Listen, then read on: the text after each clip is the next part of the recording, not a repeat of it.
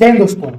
आज की जो हमारी ये क्लास है, ये क्लास मिशन मेंस 2026 के अंतर्गत लेक्चर नंबर 4 है। ध्यान दीजिएगा। देखिए, इससे पहले की जो क्लासेस हुई उन क्लासेस में हमने आंसर राइटिंग कैसे करना चाहिए, कहां से कंटेंट को लेकर के आना चाहिए, कंटेंट को पढ़ना कहां से चाहिए, इन सारी बातों को सीखा है। अब आज मैंने क्वेश्चन दिया था, यह क्वेश्चन जीएस पेपर 3 का क्वेश्चन। क्वेश्चन क्या था मेरे भाई? सबसे पहले क्वेश्चन को समझने का प्रयास करते हैं, फिर हम लोग आंसर पर डिस्कशन करेंगे। ठीक है, देखो क्वेश्चन था, भारत में एमएसएमई क्षेत्र को प्रोत्साहित और सशक्त बनाने के लिए सरकार द्वारा उठाए गए प्रमुख पहल कौन से?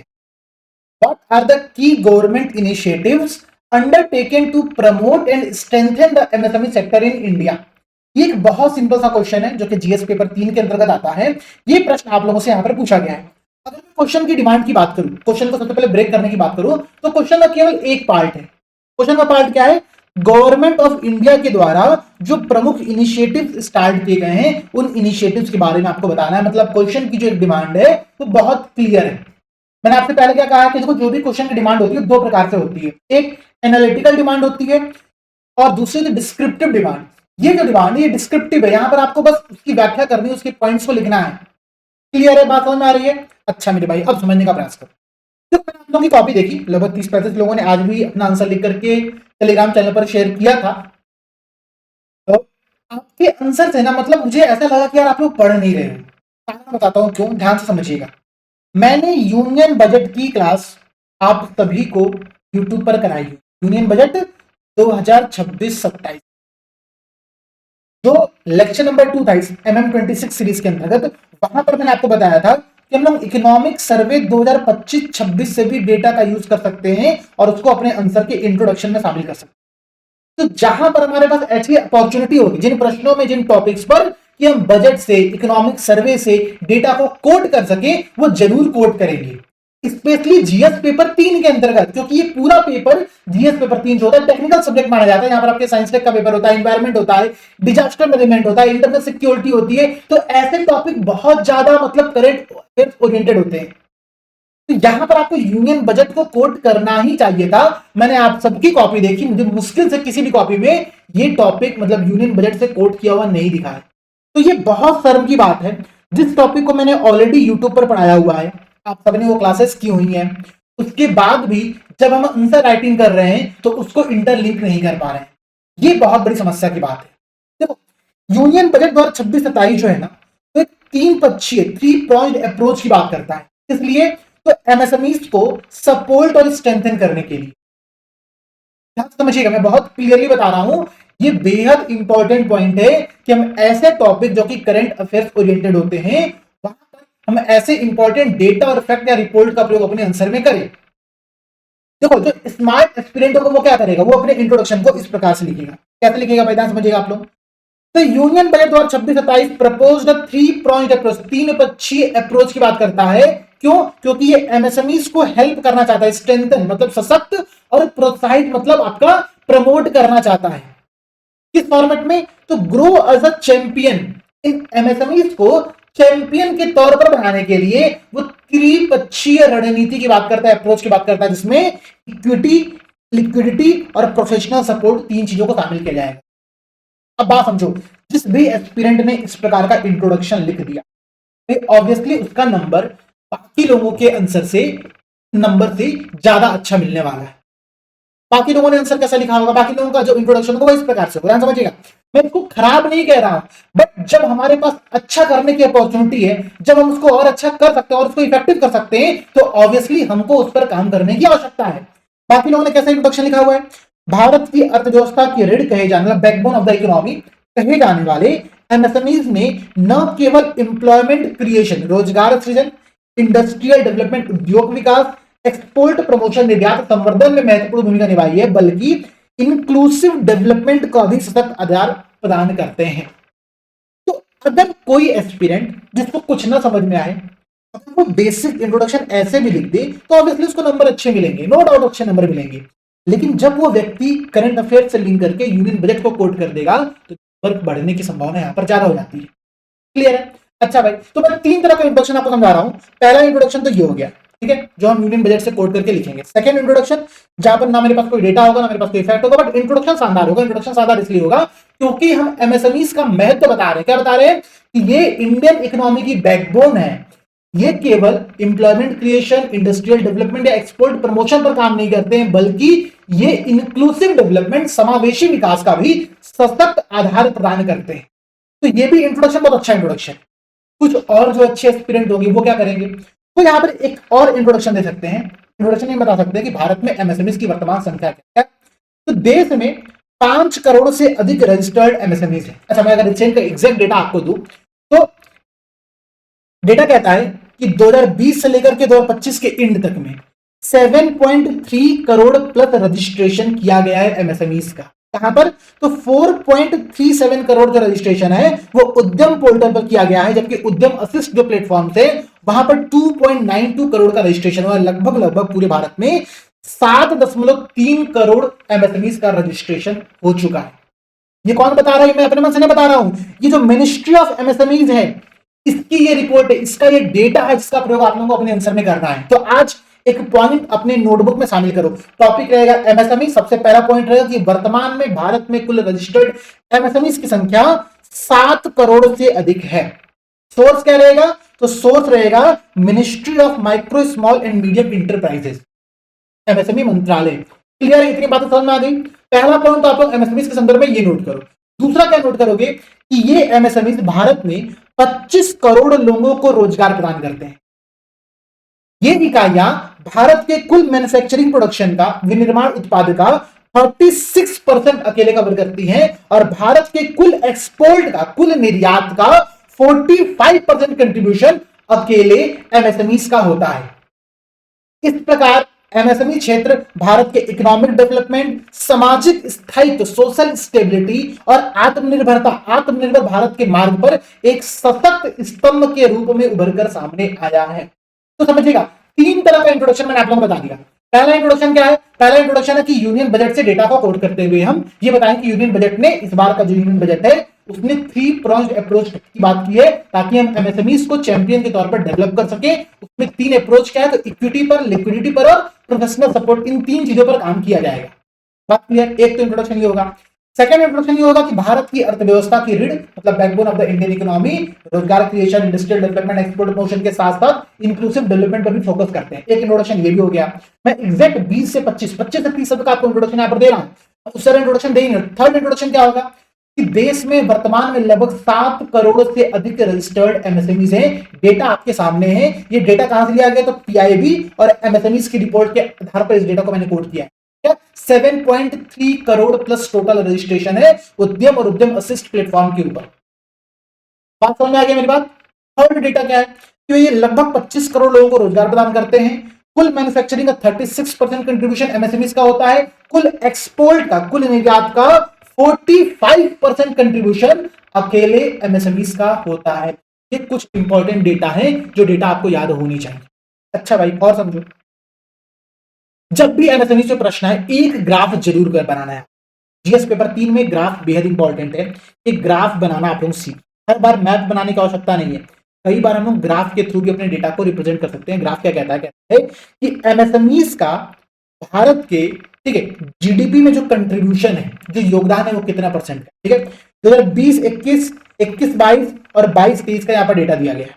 डेटा के अकॉर्डिंग भारत के जीडीपी में एमएसएमई का जो कंट्रीब्यूशन है वो 27.3% से बढ़कर के 29.6%, 29.6% से बढ़कर के 30.1% हो गया है। Nearly 1/3 of India GDP MSME पर डिपेंड करती है।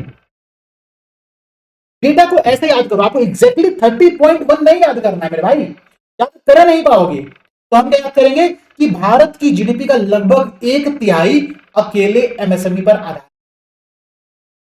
एकदम शानदार डेटा मैंने कोट किया। और उसके लिए मैं क्या करूंगा, मैं ऐसे ग्राफ बनाऊंगा, यहां पर लिखूंगा ईयर, फाइनेंशियल ईयर, यहां पर लिखूंगा एमएसएमईज का कंट्रीब्यूशन जीडीपी में, ठीक है ना, पूरा ऐसे लिखूंगा। फिर 2020, 21, 22, 23 तरह का मैं एक ग्राफ यहां पर। अब मेरे पास ये 2 डेटा है नहीं, मुझे नहीं याद है, मैं प्लॉट भी नहीं करूंगा, मैं बस यहां पर ऐसे प्लॉट करूंगा, यहां पर लिखूंगा 1/3 of India economy, India GDP, बस बात खत्म। मैं केवल उतना डेटा अपने ग्राफ में प्लॉट करूंगा जो डेटा मुझे याद है। मैं बाकी डेटा क्यों प्लॉट करूं, मेरे पास बस का नहीं प्लॉट करना। तो बात समझ गए ना, ग्राफ कैसे बनाना है आपको क्लियर हो गया, कैसे करंट से चीजों को डेटा को अपने आंसर में शामिल करना समझ में आ गया। आप ये भी डेटा देख लो, क्या इंडिया के टोटल एक्सपोर्ट में जो एमएसएमई का कंट्रीब्यूशन है वर्तमान में कितना है, 45% है। ठीक है, तो आप एक ग्राफ यहां पर ये भी दिया हुआ है। अब सारे ग्राफ तो नहीं बना सकते हम लोग, हमने जीडीपी वाला एक ग्राफ याद कर लिया, वही ग्राफ हम लोग बनाएंगे। बाकी बस देख लो ग्राफ और कैसे कैसे हैं। जो एमएसएमई का एक्सपोर्ट है, जो निर्यात है, वो पिछले 2020-21 से लेकर के 2024-25 के मध्य में 3 गुना वृद्धि किया है। ध्यान समझिएगा, 3 गुना का वृद्धि हुआ है किसमें, भारत के एमएसएमईज एक्सपोर्ट में, एमएसएमईज निर्यात में। तो ये भी एक इंपॉर्टेंट पॉइंट है, इस पॉइंट को भी आप लोग अपने इंट्रोडक्शन में ही शामिल करें। क्लियर है। तो देखो इतनी सारी डेटा, मतलब डेटा की कमी नहीं है आपके पास, आपको सारे डेटा याद नहीं कर रहे हैं, आपको इंपॉर्टेंट डेटा याद करने। तो कौन कौन से डेटा यहां से नोट करेंगे, पहले समझिएगा। 7 करोड़ से अधिक एमएसएमईज रजिस्टर्ड है हमारे पास, जो कि लगभग 25 करोड़ लोगों को रोजगार देते हैं। देश की जीडीपी में लगभग 1/3 का कंट्रीब्यूशन इसका होता है। मैन्युफैक्चरिंग प्रोडक्शन में लगभग 36% का कंट्रीब्यूशन इनका होता है। कुल एक्सपोर्ट में लगभग 45% का कंट्रीब्यूशन इनका होता है। ऐसे कुछ इंपॉर्टेंट डेटा हम लोग अपने आंसर में शामिल करते हैं, याद करना है। बात खत्म हो गया, समझ में आ गया। क्वेश्चन की डिमांड क्या थी, तो गवर्नमेंट इनिशिएटिव्स की बात करनी थी, सरकार के प्रयास की बात करनी। ठीक है, तो भाई देखो सरकार के प्रयास क्या क्या। तो हमने देखा यूनियन बजट 2026-27 में तो 3 पॉइंट अप्रोच, 3 पक्षीय रणनीति की बात किया गया था। वो रणनीति तो हम आगे देखेंगे। उसके अलावा भी कुछ प्रयास है, जैसे कि एमएसएमईज के वर्गीकरण मानदंड, जो क्लासिफिकेशन का जो पैरामीटर, उस पैरामीटर में संशोधन किया गया। क्या संशोधन किया गया, तो इन्वेस्टमेंट और टर्नओवर का जो लिमिट था उसको इंक्रीज किया गया है। ठीक है ना, उसको इंक्रीज किया गया। प्रीलिम्स के टाइम में आप लोग ये पॉइंट पढ़ते, बहुत अच्छी बात है। क्यों इंक्रीज किया गया, ताकि बड़े एमएसएमईज को भी इसके अंतर्गत शामिल किया जा सके। ठीक है ना, ताकि उनका अगर उनका टर्नओवर ज्यादा भी हो रहा है तो भी वो एमएसएमईज के दायरे में रहे। एमएसएमईज के अंतर्गत जो उनको सहायता प्रदान की जा रही है, सहायता उनको लगातार गवर्नमेंट की तरफ से मिलती रही। ये बहुत इंपॉर्टेंट चीज है। तो एमएसएमईज का जो क्लासिफिकेशन है उसमें चेंजेस किया गया है, ये पहली बात। दूसरी बात क्या, क्रेडिट गारंटी कवरेज को 5 करोड़ से बढ़ा करके 10 करोड़ कर दिया गया है लघु उद्यमों के लिए। इसके अलावा उद्योग आधार पोर्टल पर जो रजिस्टर्ड सूक्ष्म उद्यम है उनको 5 लाख की सीमा वाले 10 lakh customize credit card provide कराए जाएंगे। ठीक है ना। इसके बाद आप समझो सबसे इंपॉर्टेंट पॉइंट समझना कि पूरे बजट में जो एमएसएमई मंत्रालय के लिए जो पैसा एलोकेट किया जाता है उसमें लगातार वृद्धि दर्ज की गई है। आप इसको भी देख सकते हैं। 2026-27 में बता रहा है कि लगभग हमने 24.56 थाउजेंड करोड़ रुपया केवल एमएसएमई मंत्रालय के लिए एलोकेट किया है। पिछले वर्ष की तुलना में क्या है, ये ज्यादा, उसके पिछले वर्ष की तुलना में क्या है, ये ज्यादा है। ठीक है ना। तो आप ऐसे कर सकते हो कि पिछले कुछ वर्षों से लगातार एमएसएमई मंत्रालय के लिए जो बजट एलोकेशन किया जा रहा है, जो बजट का आवंटन किया जा रहा है, उसमें वृद्धि दर्ज की गई है। 2026-27 में 24.56 हजार करोड़ रुपए इस मंत्रालय को एलोकेट किया गया। ये क्या है, ये भी एमएसएमईज के लिए प्रदान की गई सहायता और उनको सशक्त करने के लिए किया गया प्रयास सरकार। ठीक है, तो ये बात क्लियर हो गया। एक्सपोर्ट प्रमोशन मिशन के अंतर्गत निर्यात ऋण तक आसान पहुंच सुनिश्चित कराई जा रही है। ठीक है, जो फॉरेन मार्केट में जो गैर शुल्कीय नॉन टैरिफ जो बैरियर्स है, उन बैरियर से निपटने के लिए इनको सहायता प्रदान की जा रही है। स्टार्टअप्स के लिए 10,000 करोड़ का फंड यहाँ पर आवंटित किया गया है, स्थापित किया गया है। प्रधानमंत्री विश्वकर्मा योजना जो कि 2023 में स्टार्ट हुआ था, इस योजना के अंतर्गत अभी तक, ध्यान समझिएगा, प्रधानमंत्री विश्वकर्मा योजना के अंतर्गत अभी तक 1 दिसंबर 2025, ठीक है, इस डेट पर 30 लाख से अधिक लाभार्थी यहां पर रजिस्टर हो चुके हैं, जिसमें से 23 लाख लाभार्थियों को ट्रेनिंग दी जा चुकी है। ये बहुत इंपॉर्टेंट डेटा है प्रधानमंत्री विश्वकर्मा योजना का। ठीक है, तो ये एमएसएमईज को प्रमोट करने के लिए किया जा रहा है। स्फूर्ति योजना के अंतर्गत जो पारंपरिक उद्योग, जो ट्रेडिशनल इंडस्ट्रीज हैं, उनको पुनर्जीवित करने के लिए एक फंड यहाँ पर बनाया गया है। ठीक है, स्फूर्ति योजना के अंतर्गत। इसके अलावा केंद्रीय बजट 2026-27 में मैंने आपको पहले बताया कि क्या चैंपियन एमएसएमईज का निर्माण किया जाएगा, क्रिएटिंग चैंपियन एमएसएमईज। ठीक है, उसके लिए हम क्या कर रहे हैं समझिएगा आप लोग, creating champion SMEs and supporting micro enterprises. 3 level का सपोर्ट दिया जा रहा है। पहला इक्विटी सपोर्ट है, दूसरा लिक्विडिटी सपोर्ट है, तीसरा प्रोफेशनल सपोर्ट। प्रोफेशनल सपोर्ट बहुत इंपॉर्टेंट है, क्योंकि यहां पर हम क्या कर रहे हैं, एक कैडर का निर्माण कर रहे हैं, कॉर्पोरेट मित्र। टीयर 2 और टीयर 3 शहरों में हम कॉर्पोरेट मित्र बना रहे हैं जो कि इन एमएसएमईज को, ठीक है ना, इन एमएसएमईज को सहायता प्रदान करें। प्लस लिक्विडिटी सपोर्ट के अंतर्गत 7 लाख करोड़ रुपया एमएसएमईज के लिए यहाँ पर व्यवस्था किया जा रहा है। ठीक है, हमने डेडिकेटेड 10,000 करोड़ का एसएमई ग्रोथ फंड का निर्माण किया है। आत्मनिर्भर कोष, आप देखो ना, 2,000 करोड़ रुपए का, ठीक है, आत्मनिर्भर भारत कोष यहाँ पर बनाया गया है। तो ये सारी बातें, 10,000 करोड़ का डेडिकेटेड एसएमई ग्रोथ फंड यहाँ पर बनाया गया है। तो हम इक्विडिटी, लिक्विडिटी और प्रोफेशनल 3 लेवल पर 2026-27 के बजट में सपोर्ट प्रोवाइड करने का प्रयास, ठीक है ना। इसके अलावा बहुत सारे सरकार के स्कीम अलग से, जैसे कि जेम मार्केट प्लेस के बारे में आप जानते होंगे, ठीक है, प्रधानमंत्री मुद्रा योजना के बारे में जानते होंगे आप लोग, ठीक है ना। एमएसएमई समाधान पोर्टल है, ठीक है, ताकि जो डिस्प्यूट होते हैं उनका रिजोल्यूशन यहाँ पर किया जा सके। तो ये सारे प्रयास भी एमएसएमई के लिए सरकार के द्वारा किए जा रहे हैं। आपको अपने आंसर में सारे पॉइंट धीरे करके शामिल करने हैं, लेकिन जो स्पेशल पॉइंट, जो इंपॉर्टेंट पॉइंट है, वो पॉइंट मैं आप लोगों को याद करा रहा हूँ, पॉइंट्स पर फोकस करिएगा। बात समझ आ रही है? ठीक है, नीति आयोग ने भी रिसेंट में एमएसएमई पर एक रिपोर्ट जारी किया है और बता रहा है कि विकसित भारत 2047 क्या समझेगा। रिपोर्ट में मध्यम उद्यमों को, मीडियम इंटरप्राइजेस को भारत के विकसित भारत @2047 लक्ष्य के अंतर्गत आत्मनिर्भरता और वैश्विक औद्योगिक प्रतिस्पर्धा की दिशा में स्ट्रेटेजिक फैक्टर के रूप में चिन्हित किया। तो नीति आयोग जो मीडियम इंटरप्राइजेस है उस पर उसने एक रिपोर्ट जारी किया और रिपोर्ट कहती है कि विकसित भारत 2047 के प्राप्त करने के लिए एक स्ट्रेटेजिक फैक्टर होने वाला। बात आप करनी है, कुछ आंसर और नहीं हो गया कि strengthening MSMEs is central to the achieving Viksit Bharat 2047। विकसित भारत 2047 को प्राप्त करने के लिए एमएसएमईज को सशक्त करना बेहद इंपॉर्टेंट है, विद क्लियर टारगेट, कुछ क्लियर लक्ष्यों के साथ। लक्ष्य क्या है हमारा? तो जीडीपी में जो एमएसएमई का कंट्रीब्यूशन है तो बढ़ाया जाए। अभी कितना है? तो नियरली 1/3, 30% के राउंड है, तो और बढ़ाने का यहाँ पे काम करने की बात कही जा रही है। क्रिएटिंग क्वालिटी जॉब्स, ठीक है ना, क्वालिटी जॉब्स को यहाँ पे प्रोवाइड कराया जाए। इसके साथ ही साथ जो इनका एक्सपोर्ट में पार्टिसिपेशन लगभग 45% का है, उसको बढ़ा करके 60% करने का एक लक्ष्य यहाँ पर डिसाइड। तो ऐसी कुछ बातें आप लोग कंक्लूजन में शामिल कर सकते हो, ठीक है ना। ये सारी बातें आपके आंसर में रहेंगी, तो आपका आंसर क्या होगा? परफेक्टली बैलेंस्ड और बहुत सही तरीके से डिजाइन। बात समझ में आ गया? देखो, आप सब लोग लगातार आंसर राइटिंग कर रहे हो, अच्छी बात है। आज लेक्चर नंबर 4 था हमारा और बहुत से लोग इस सीरीज को फॉलो कर रहे हैं। मैं फिर से कह रहा हूं, ये सीरीज केवल और केवल तब वर्थ इट रहेगा जब आप लोग मेरे साथ साथ जो मैं क्वेश्चंस होमवर्क के तौर पे आप लोगों को दे रहा हूं, देखो डेली सुबह जो हमारा टेलीग्राम चैनल है, कौन सा चैनल? TCS अभ्यास। टेलीग्राम पर जाकर के ये चैनल सर्च करिए, उसको ज्वाइन करिए। डेली सुबह लगभग 9-10 बजे के अराउंड में मैं एक क्वेश्चन यहाँ पर आप लोगों को शेयर करता हूँ और उसी क्वेश्चन को शाम को 6 बजे मैं आप लोगों के साथ यहाँ पर डिस्कस कर रहा हूँ। तो इस क्वेश्चन का आंसर लिख करके सब लोगों को वहां पर शेयर करना है, पीडीएफ बना कर। ये काम आप लोग जब लगातार करोगे तब जाकर के इंप्रूवमेंट आपको भी दिखेगा और मुझे भी दिखेगा। अभी जैसे मैंने बताया ना कि यार ये सब ऐसे पॉइंट्स थे, ये सब ऐसे ग्राफ थे, ये सब ऐसे पॉइंट्स थे, डेटा थे, फैक्ट थे जो कि आपके आंसर में नहीं थे, तो इनको अपने आंसर में शामिल करने का प्रयास, ठीक है ना। आज आपने पूरा स्ट्रक्चर समझा। इस स्ट्रक्चर का चाहो तो आप लोग एक एक करके यहाँ पर स्क्रीनशॉट ले लो और एक बार इसको आप लोग फॉलो कर लीजिए, ठीक है ना।